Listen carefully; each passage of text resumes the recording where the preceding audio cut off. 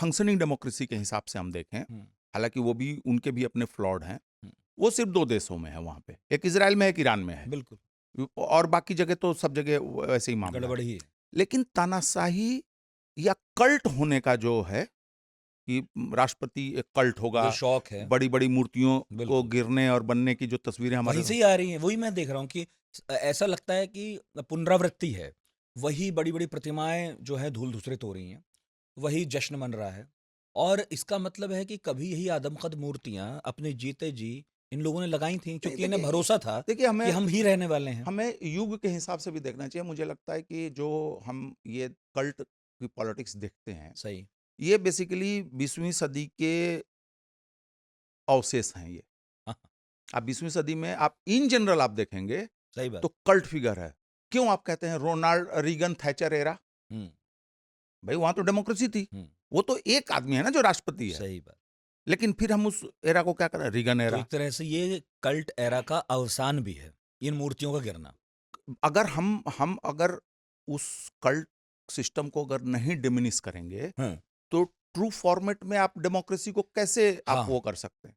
अच्छा, एक और चीज है जहां पे डेमोक्रेसीज भी हैं, हम्म जैसे मान लीजिए इजराइल। हम्म अब नेतन्याहू का अब लगभग कुछ 1-2 साल में उनका 3 दशक हो जाएगा सत्ता में। ईरान में सुप्रीम लीडर जो हैं वो 1989-90 से वो जो है सुप्रीम लीडर बने हुए हैं। हम्म, 30 साल हो ही गया वो भी कभी मोटा मोटी। तो दिक्कत यही है कि और आप अगर अमेरिकन डेमोक्रेसी में देखें तो 40-40 साल से सीनेट में और कांग्रेस में लोग जीत रहे हैं। तो नहीं, बेटे पत्नियां वो भी हाँ, हैं ही। परिवार। हाँ तो अभी आपने देखा कि जब ये थे बने जब डोनाल्ड ट्रंप राष्ट्रपति बने थे तो उन्होंने अपने ससुर को जो है क्षमा कर दिया था, और अभी जब बने हैं तो अपने एक ससुर को राजदूत बनाया है और एक ससुर को मिडिल ईस्ट का एडवाइजर बनाया है। बाइडेन साहब जा रहे हैं तो अपने बेटे को माफ करके जा रहे माफ हैं। करके जा। तो वही मैंने आपको जो पहले मैं बता रहा था जब हम लोग रिकॉर्ड करने से पहले, कि चाहे मिडिल ईस्ट हो, चाहे हिंदुस्तान हो, या अभी मान लीजिए जैसे फॉर एग्जांपल हमारे पड़ोस में बांग्लादेश में चीजें कुछ बदलती हुई दिख रही हैं, या अमेरिका हो, अब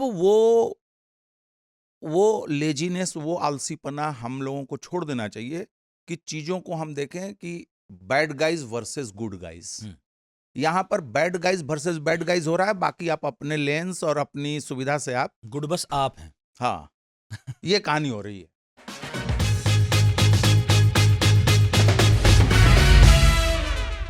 नहीं नहीं साहब, ये एक्सेप्टेबल नहीं है। और एक पिक्चर वो होती थी जो बचपन में देखते थे दोस्तों के साथ, बचपन में थोड़े जवान थे, जिसको बता ही नहीं सकते यहाँ पे, तुम भी देखे रहोगे। कौन सी? वो वाली फिल्म। दोस्तों के साथ। ये 90 से याद आया कि ओझा जी आम आदमी पार्टी ज्वाइन कर लिए। वो उनको ना राजनीति आई हुई थी बहुत जोर से, ठीक है, वो इलाहाबाद से ही ट्राई कर रहे थे। प्रेशर उनका बना हुआ था पूरा, और वो चाहते थे एक दीवार की आड़।